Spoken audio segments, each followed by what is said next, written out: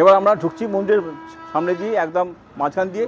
সামনে দেবে সুন্দর একটা বাগান আছে, খুবই সুন্দর ফুলের বাগান, দারুণ দারুণ দারুণ, খুব সুন্দর এটা।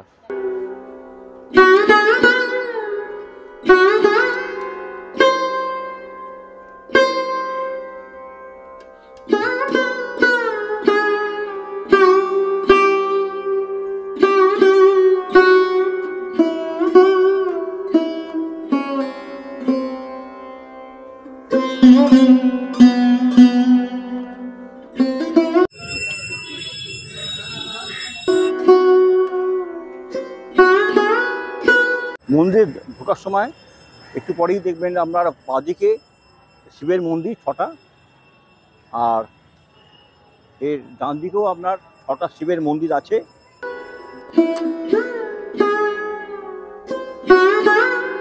সঙ্গে থাকুন, দেখতে থাকুন, আর বিন্দাস জার্নির সঙ্গে সদা সর্বদা জুড়ে থাকুন।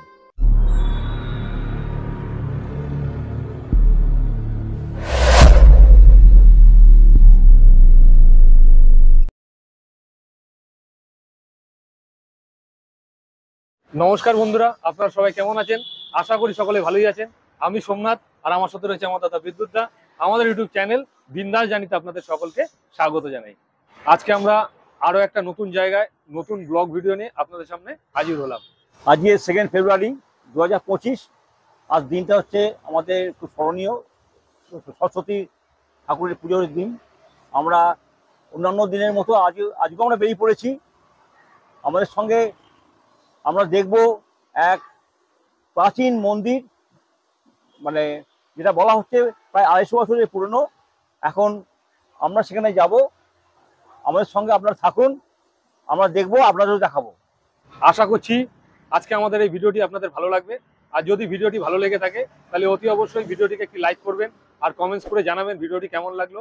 আর আমাদের চ্যানেলটিকে সাবস্ক্রাইব করে পাশে বেল আইকনটি টিপে দেবেন, যাতে এরকম নিত্য নতুন ভিডিও আমরা ইউটিউবে দিলে তার নোটিফিকেশন সর্বপ্রথম আপনার মোবাইলে পৌঁছে যায় এবং আপনারা ভিডিওটি দেখে নিতে পারেন। তাহলে আর বেশি কথা না বাড়িয়ে আজকে আমাদের গন্তব্য দক্ষিণ কলকাতার করুণাময়ী কালী মায়ের মন্দিরের উদ্দেশ্যে বেরিয়ে পড়া যাক। মন্দিরে যাওয়ার লোকেশনটা এবার বলে দিই আপনাদের। এই যে ডান দিকে দেখতে পাচ্ছেন, এটি হচ্ছে টালিগঞ্জ মেট্রো স্টেশন। এই রাস্তাটি আমরা ধর্মতলা দিক থেকে আসলে আপনাদের ডান দিকে পড়বে মেট্রো স্টেশন।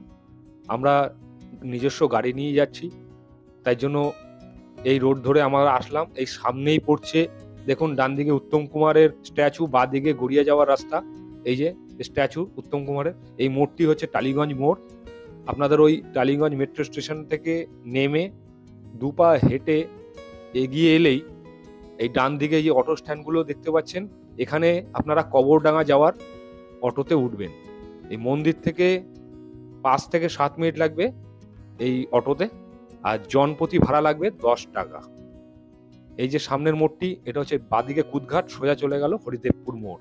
এই হরিদেবপুর মোড়েও নামতে পারেন। সেখান থেকে এই হরিদেবপুর মোড়, এই মোড় থেকে পায়ে হেঁটে মাত্র 2 মিনিট এগোলেই ডান দিকে পড়বে মা করুণাময়ী কালী মায়ের মন্দির। এছাড়া আমি আমার ভিডিও ডেসক্রিপশন বক্সে আমি এই মন্দিরে যাওয়ার লিঙ্কটি দিয়ে দেবো, আপনারা সেটি দেখেও খুব সহজেই চলে আসতে পারবেন এই মায়ের মন্দিরে। তো দেখুন, এই যে দূর থেকে দেখতে পাওয়া যাচ্ছে এই মায়ের মন্দির গেট। আমরা চলে এসেছি একদম করুণাময়ী কালী মায়ের মন্দিরের সামনে। আমরা এখন চলে এসেছি এই দক্ষিণ কলকাতার টালিগঞ্জের কাছে করুণাময়ী কালী মায়ের মন্দিরের সামনেই। একদম দেখতেই পাচ্ছেন আমাদের একদম পিছনে রয়েছে মায়ের মন্দিরের গেটটি। এবার আমরা মায়ের মন্দিরে ঢুকবো এবং মন্দিরে গিয়ে মন্দিরের পরিবেশ এবং মন্দিরের গর্ভগৃহে যে মা আছে সেই মাকে আমরাও দর্শন করব। আপনারা আমাদের সাথে থাকুন এবং দর্শন করুন। ও আর একটা কথা বলে দিই, এই গর্ভগৃহে গিয়ে মায়ের ছবি তোলা বারণ, তাই দূর থেকে যতটা পারবো আপনাদের দেখানোর চেষ্টা করবো। একটা বিশেষ কথা, মাকে এমন জায়গায় মা বিরাজমান যে আপনার মন্দিরের গেট থেকেই আমরা মাকে দেখতে পাবো। কলকাতার বুকেই নানা এমন অনেক প্রাচীন মন্দির রয়েছে যেখানে একটা ঐতিহাসিক ঘটনার সঙ্গে জড়িয়ে থাকে শ্যামা মায়ের আরাধনা। তেমনি এরকম প্রাচীন মন্দিরের মধ্যে অন্যতম একটা মায়ের মন্দির হলো এই টালিগঞ্জের করুণাময়ী কালীবাড়ি। আমরা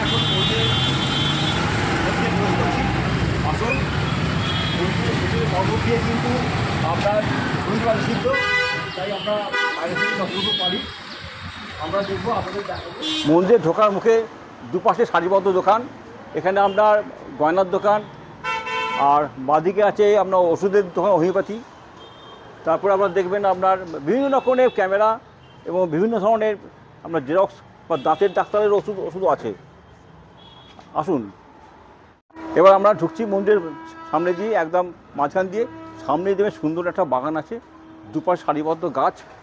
হ্যাঁ, আর আসুন, ছোট্ট একটা ফুলের বাগান, খুবই সুন্দর ফুলের বাগান, দারুণ দারুণ দারুণ, খুব সুন্দর এটা।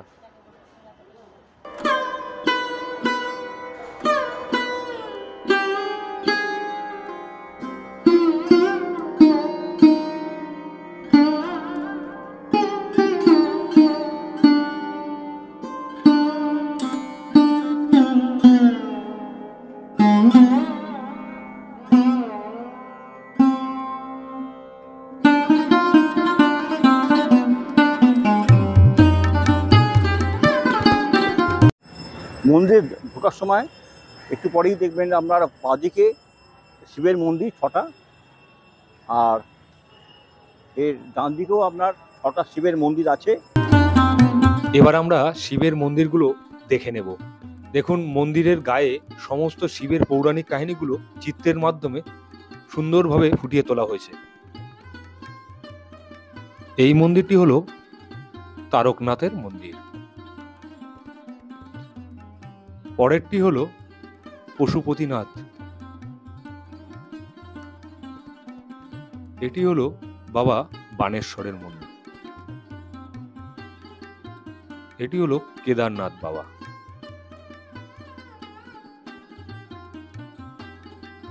এটি হলো বিশ্বনাথ।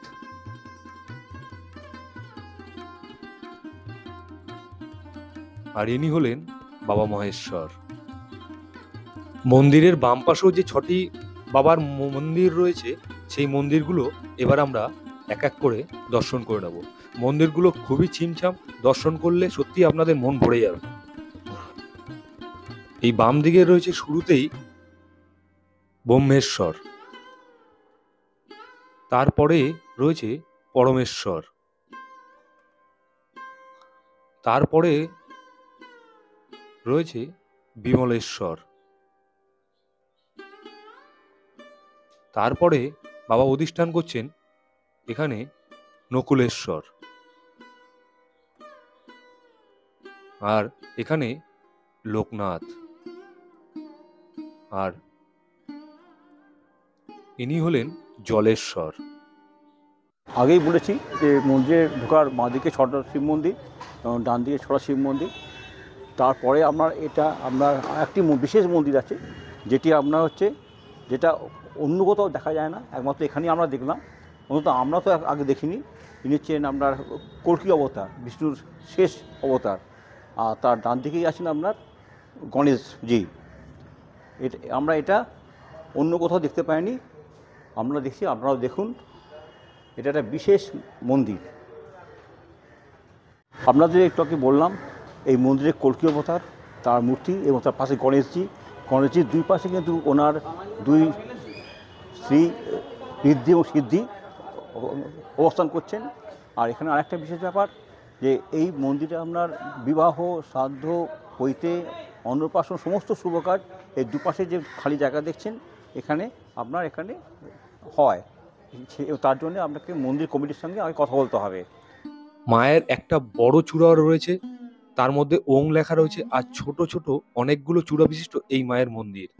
আর আলো জ্বলে ওঠার পরে সত্যি খুব সুন্দর লাগছে মন্দিরটি।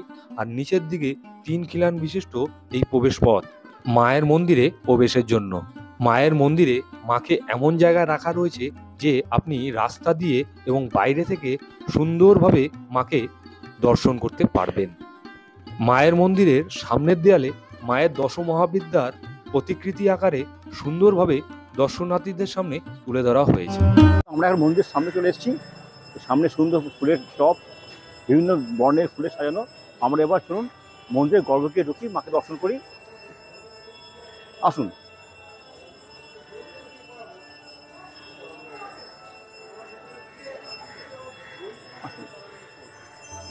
নাট মন্দিরযুক্ত দেবী মন্দিরের গর্ভ গিয়ে স্থাপিত বিগ্রহ মা করুণাময়ী। কোষ্ঠী পাথরের বেদিতে শায়িত মহাদেবের মুখোমুখি দেবী কালিকা। ফালা ফালা চোখ, নাকে টানা দেওয়া নথ, মাথায় রূপোর মুকুট, পায়ে নুপুর, গলায় মুন্ড মালা, সবসনা দেবী অপরূপা। হাতে শাখার সঙ্গে সোনার বালা। দেবী জাগ্রত বলেই খ্যাতি আছে। নবে কলেবরে মন্দির নির্মাণ করা হলেও মন্দিরের শিবলিঙ্গ ও করুণাময়ীর শিলা বিগ্রহ আদি ও অকৃত্রিম, এর কোনো পরিবর্তন করা হয়নি। মায়ের মন্দিরের ঠিক বাম পাশেই রয়েছে শ্রী শ্রী রামকৃষ্ণ পরমহংসদেবের মন্দির। এইখানে বিরাজ করছেন প্রভু জগন্নাথ দেব, বলভদ্র ও দেবী সুভদ্রা, আর তার সাথে রয়েছে রাধাকৃষ্ণের বিগ্রহ। আর মধ্যেখানে রয়েছে রামকৃষ্ণ পরমহংসদেব, মা শারদা ও বিবেকানন্দের বিগ্রহ।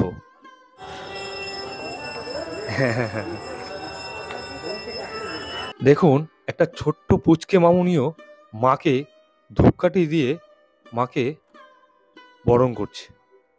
কি সুন্দর মুহূর্ত। এবার আপনাদের এই মন্দিরের ইতিহাস সম্বন্ধে জানিয়ে দিই। 265 বছরের টালিগঞ্জ করুণাময়ী কালী মন্দিরের স্থাপনা হয় 1760 সালে বরিশার সাবর্ণ রায়চৌধুরী বংশের 27তম পুরুষ নন্দদুলাল রায়চৌধুরী কর্তৃক। এই কালী মন্দিরের বিশেষত্ব হলো এখানে কালী পুজোর দিন হয় কুমারী পুজো। শোনা যায় নন্দদুলালের 3 পুত্র সন্তান ছিল, কিন্তু তার বাসনা ছিল একটি কন্যা সন্তানের। সেই মনস্কামনা নিয়ে তিনি ইষ্ট দেবী পুজো করেন। দেবীর কৃপায় তার অভীষ্ট বাসনা পূর্ণ হয়। অসামান্য রূপ ও জ্ঞানের অধিকারিণী এক কন্যার জন্ম হয়। জন্মের পর সকলে বলল সে মেয়ে নাকি দৈব গুণ সম্পন্ন। নন্দনদুলাল মেয়ের নাম রাখলেন করুণা। কিন্তু সেই মেয়ের মাত্র 7 বছর বয়সেই হঠাৎই মৃত্যু হয়।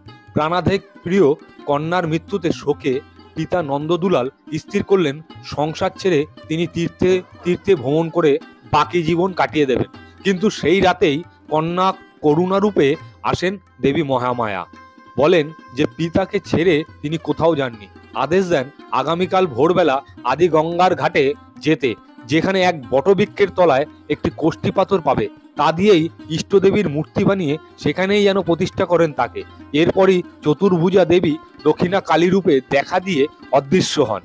স্বপ্নাদেশ পেয়ে উষাকালে আদি গঙ্গায় বটবৃক্ষের নিচে এক খণ্ড কোষ্ঠী পাথর পেয়ে তাতেই খোদাই করেন দক্ষিণা কালীর মূর্তি, যা ওই জায়গাতেই মন্দিরে স্থাপন করে প্রতিষ্ঠা করেন। কন্যার নাম অনুসারে দেবীর নামকরণ করা হয় শ্রী শ্রী মা করুণাময়ী। সেই থেকেই টালিগঞ্জ করুণাময়ী কালীবাড়িতে কালী পূজিত হন বাড়ির মেয়ে রূপেই। কালী পুজোর দিনই প্রথম পুজো করেন নন্দদুলাল রায়চৌধুরী। আর যেহেতু নিজের মেয়ে রূপেই তিনি মা কালীর আরাধনা করে এসেছেন, সেই রীতি মেনেই এখানে কালী পুজোর দিন অনুষ্ঠিত হয় কুমারী পুজো। করুণাময়ীকে দেওয়া হয় 11 রকম মাছের ভোগ। ঘরের মেয়ের মতোই তারা সেবা করে এবং সে যা যা খেতে ভালোবাসে সেসব দিয়েই তার পুজো হয়। নন্দদুলাল দ্বাদশ শিব মন্দির সহ মায়ের মূল মন্দির হিসাবে একটি নবরত্ন মন্দির স্থাপন করেন। যদিও কালের নিয়মে রক্ষণাবেক্ষণের অভাবে 140 থেকে 150 বছরের মধ্যেই তা ধ্বংসপ্রাপ্ত হয়। পরে আটচালার মন্দির গড়ে ওঠে, সেটিও পরে কালের করাল গ্রাসে পড়ে। তখন সাবর্ণ রায়চৌধুরীর বংশের তৎকালীন আরো এক পুরুষ অসিত রায়চৌধুরী মন্দিরের নতুন রূপ দেন। অবশেষে নব কলেবরে টালিগঞ্জের শ্রী শ্রী করুণাময়ী কালীমাতার নবনির্মিত মন্দিরটি Ramakrishna mission institute of culture গোলপার্কের শ্রদ্ধেয় স্বামী শিবরূপানন্দ মহারাজ 17 অক্টোবর 1985 সালের একটি শুভ মুহূর্তে উদ্বোধন করেছিলেন। বর্তমান মন্দিরে আগে ছাগ বলি দেওয়া হতো। 2002 সালে দীপান্বিতা কালী পুজোর দিন থেকে বলি প্রথা বন্ধ হয়। নিত্য পুজো ছাড়াও কালী পুজোর দিন রাজবেশে সাজানো হয় মা করুণাময়ীকে। এছাড়াও এই মন্দিরে নিত্যদিনের ভোগ প্রসাদের ব্যবস্থা করা হয়েছে। ভোগ মূল্য 101 টাকা এবং আমিষ ভোগও পাওয়া যায়, সেই ক্ষেত্রে ভোগ মূল্য 201 টাকা।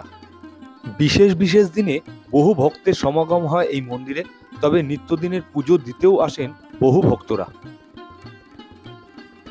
এবার আপনাদের বলে দিই এই মন্দির খোলা ও বন্ধের সময়।